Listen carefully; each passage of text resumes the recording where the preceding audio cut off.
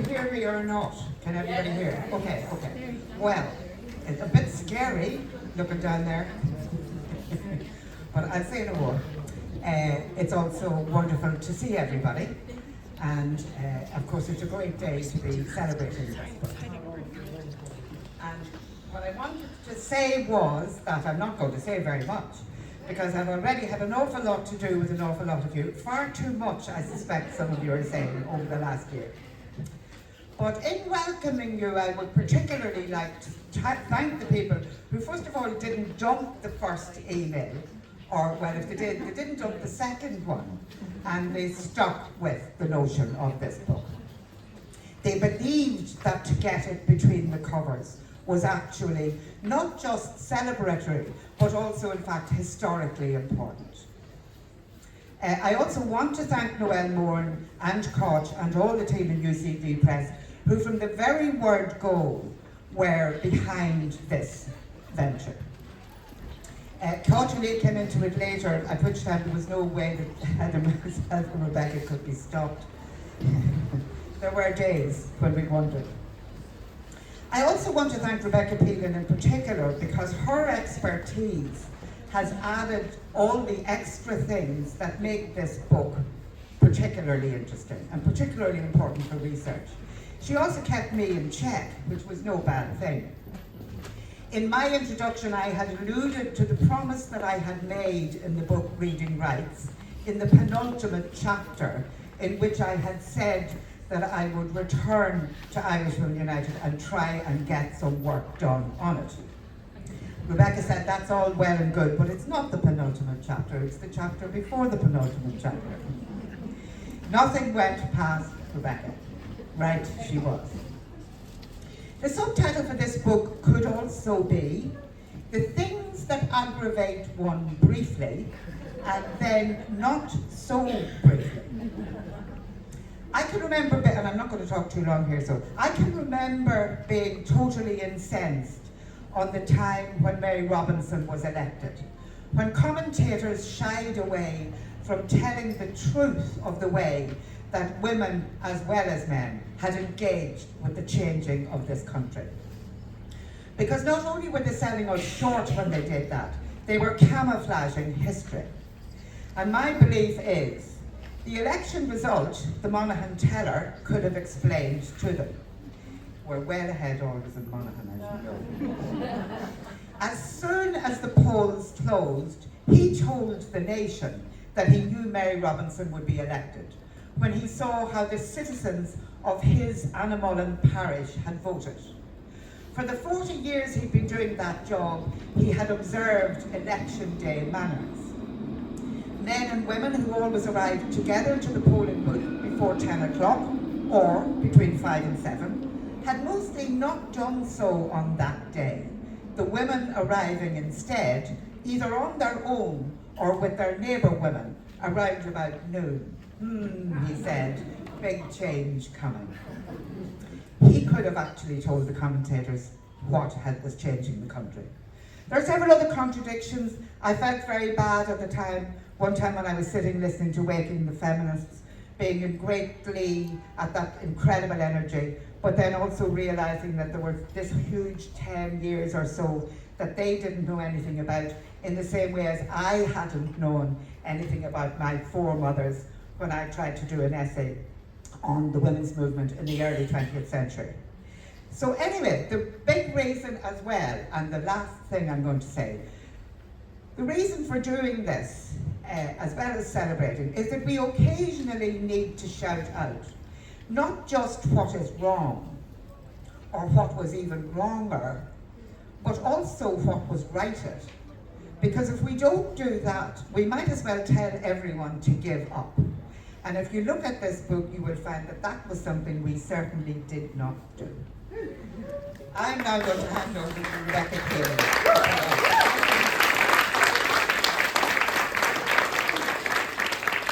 I have a voice something like a fall part, so do you need the microphone or can you hear me? Okay. So I'm the odd one out in this book in many ways, not so much as an editor, but as a contributor, and you'll find that out when you start reading it.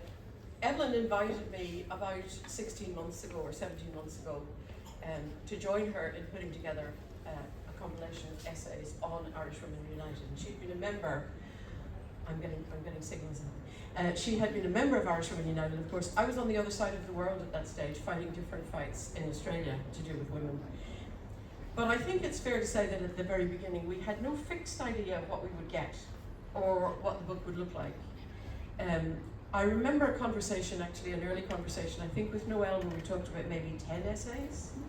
And if we did one each, it would bring it up to 12. We ended up with 20 essays. And I think that's a testimony to the fact that this publication is very timely. Not alone is it the 50th anniversary of the founding of Irishwomen United this year, but when the essays started to come in to be edited, it was very obvious that these were stories that were ripe for the telling. People were enthusiastic and keen, and we had an immense amount of cooperation from the contributors. The one thing Evelyn did have a very clear vision of from the very beginning was that she wanted this to be a celebratory collection. She wanted to make sure that the successes and achievements of Irishwomen United were foregrounded. And the two things that we both absolutely were certain about was, first of all, that the essays needed to be contextualized so that we weren't presenting Irishwomen United as being some coming out of nowhere, the virgin birth idea of feminism, that it actually was connected to other things. And when you're reading it, you might put my essay somewhere in that position in order to contextualize it and talk about what went before.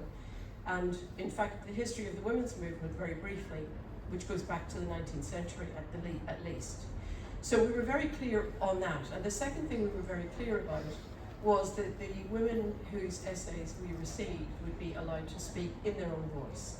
Obviously, there are always some editorial concerns, standardizing punctuation, standardizing various things like that. But that the stories they told would be the stories they wanted to tell without editorial intervention. At the beginning of this project, I personally knew only two of the contributors. By the time we finished editing, I really felt that I knew all of them very, very well. Extremely well. I could tell the ones who were shy and didn't want to speak up in meetings, Irishwomen United meetings, or the ones who had a long political history behind them, or the ones who were single issue campaigners, or those who would throw their weight behind any campaign they felt was worthy. I felt I knew a lot about all of you who contributed to this collection. The only thing that I know you all have in common is that you're an amazing group of women who shared a point in Irish history and that you contributed substantially to changing Ireland.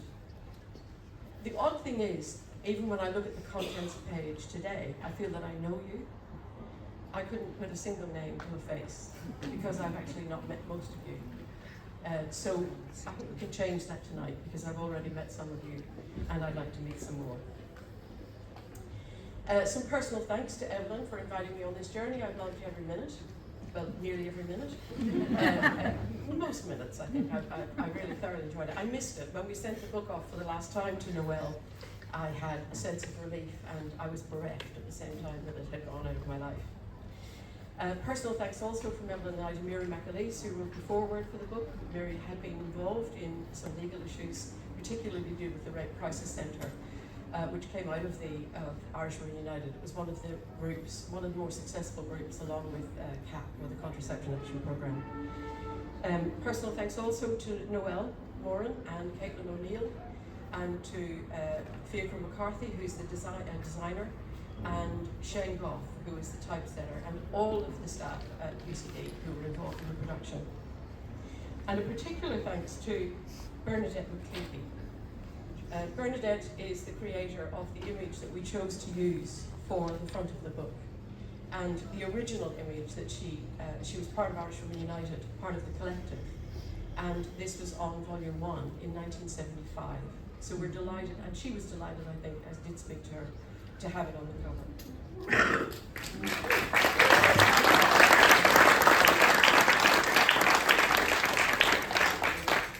Biggest thanks of all, of course, go to the contributors, who were amazing in their patience and in their generosity. It's quite a brave thing to look back at a period from 50 years ago and go back into those memories. I'm sure not all of them were wonderful, but nevertheless, it did end up, and you will see yourself when you look at it, a very celebratory text overall. So I'm delighted to introduce you to someone that many of you will already know and has come down from Belfast today to launch the book. Would you please welcome Dr. Mary Ward.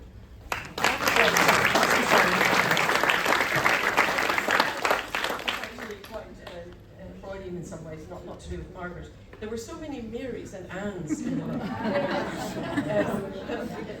I don't know whether Shirley Scott from the DRCC, she was planning on coming today, she was the GDP officer in the DRCC, and she would have been horrified at the number of times that I could easily have sent emails to different people. Thankfully, nothing terribly confidential. I'm so sorry, Margaret. Just another Mary. Sorry. Thanks.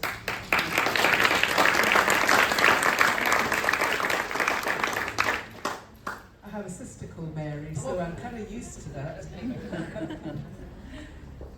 It's a great honour for me to be here and to see this fantastic group of you today. Some names and faces are familiar to me, and again, like Rebecca says, a lot of them are not, but it's a great gathering of Irish feminism in this room, and I am honoured to be asked to speak at this event.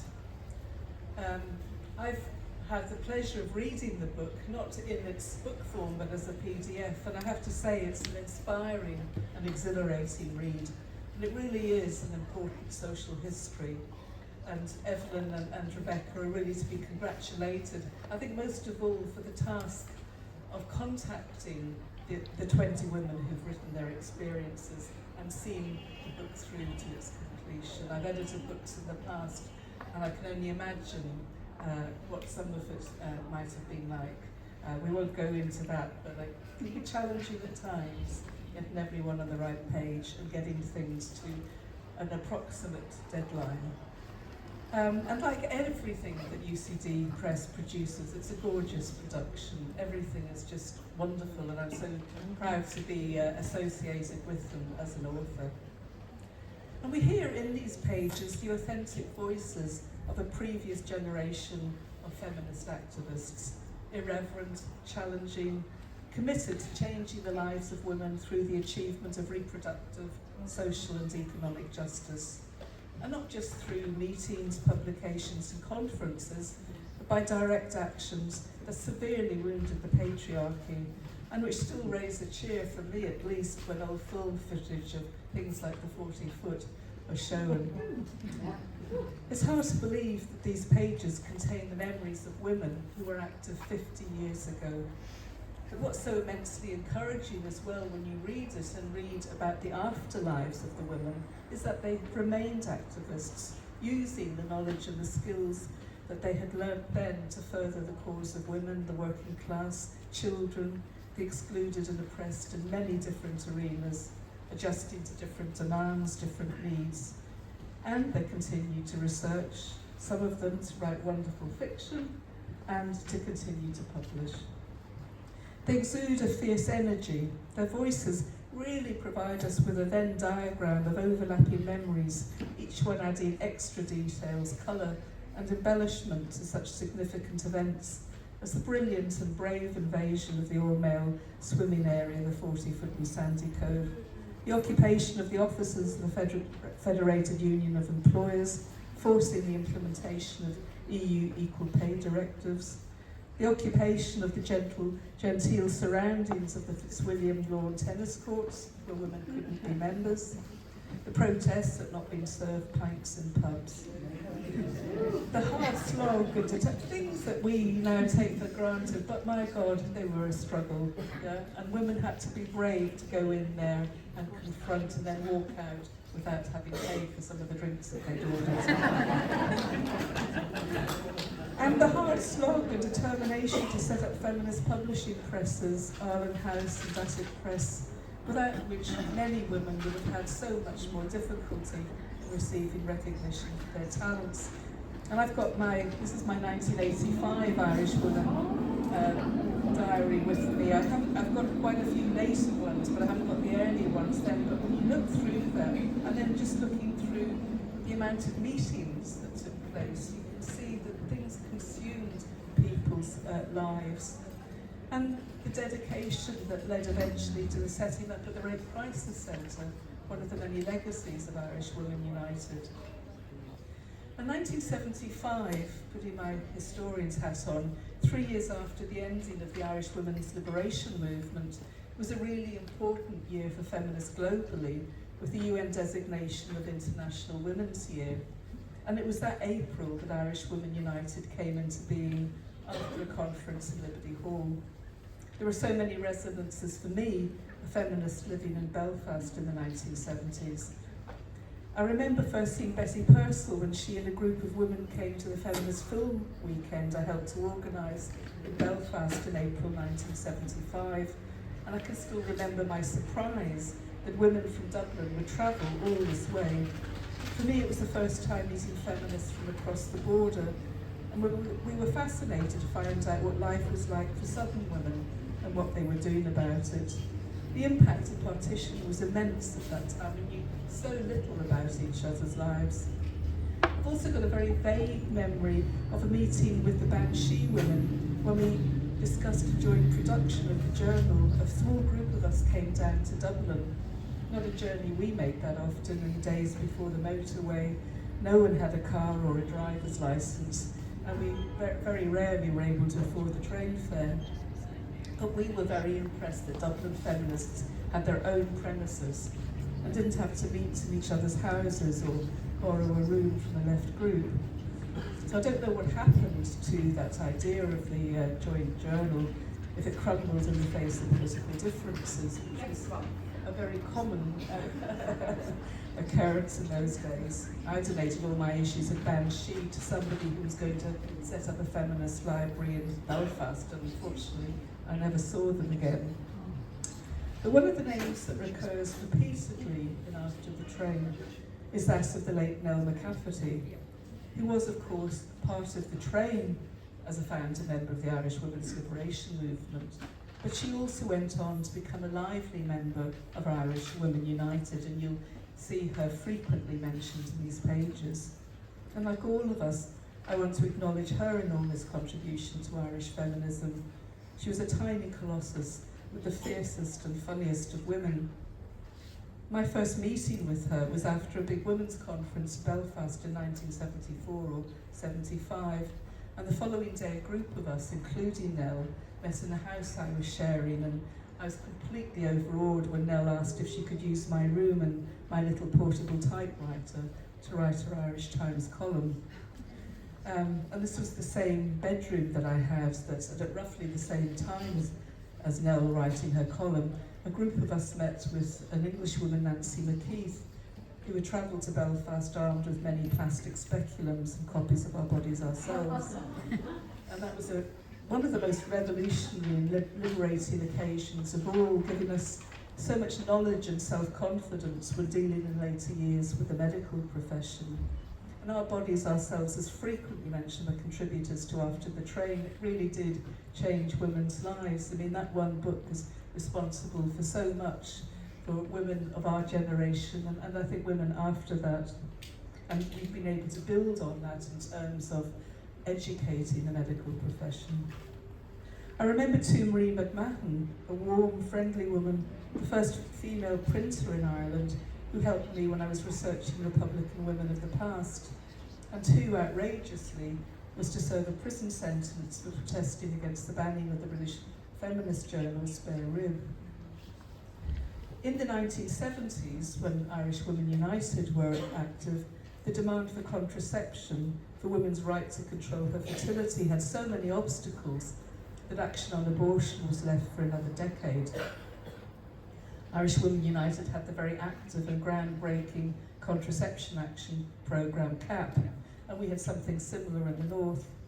In both north and south, we brought contraceptives into working class communities. The Belfast Socialist Women's Group benefiting, we had free legal contraception and family planning clinics, who always gave us packets and packets of condoms, even if we weren't there for them because we wanted the pill or the diaphragm, but we always got condoms. So in solidarity with our sisters in the south. We brought them all south and set up a stall in Dundalk, where we handed them out to anyone who was brave enough to take them. And I loved the older woman who told us that she was going to have fun that night. It was the younger woman who was shy. After the demise of Irishwomen United, a woman's right to choose was a demand that united feminists north and south. And I remember a conference in 1981 in Liberty Hall where many former Irishwomen United members took part. And I was sitting next to Mary Holland, such a brave woman, outspoken and having had an abortion and not afraid to make this public. It was at a time when the backlash was in full swing and there were hostile pickets at the door of Liberty Hall. It was really difficult to actually even enter. And it was the time when a member of the pro-life amendment campaign was unmasked by somebody sitting there whipping off her wig, to the amusement and bafflement of many of us who hadn't realised who this woman was. I think her name was Loretta somebody. Yeah, okay. People remember. Irish women had a long fight ahead with much trauma and heartache before the victory of the defeat of the 8th Amendment. So, as you can tell from me now, reading After the Train has stirred up so many memories, and so I urge you to buy a copy, buy multiple copies, give them to family and friends, because if we don't understand and don't remember our history, we could be in danger in the future of those dark days of the patriarchy returning. We don't want to have to reinvent the wheel, but we're all painfully aware that Gilead is already being constructed across the Atlantic. So this is a great marker now for Irish feminism, and I hope that the messages in the book, spread far and wide, and people read it and distribute it. Thank you.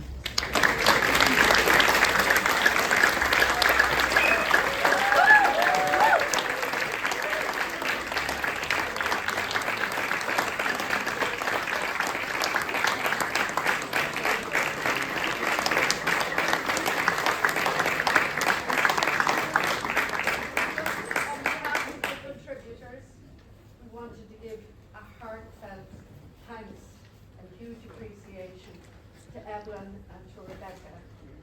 For many years, many of us thought we are going to be obscured from history, hidden from history, and we kind of felt responsible. It was our own fault. But then, as Anne O'Donnell said to me, sure, we were too busy doing what we were doing. And everybody who went on to fight the good fight. And it's thanks to you that we won't be hidden from history. And I want to mention one more woman, Anne O'Brien, my good friend. On the 40-foot, flower-bombed, still fighting. She left us too early, but Anne, this is for you.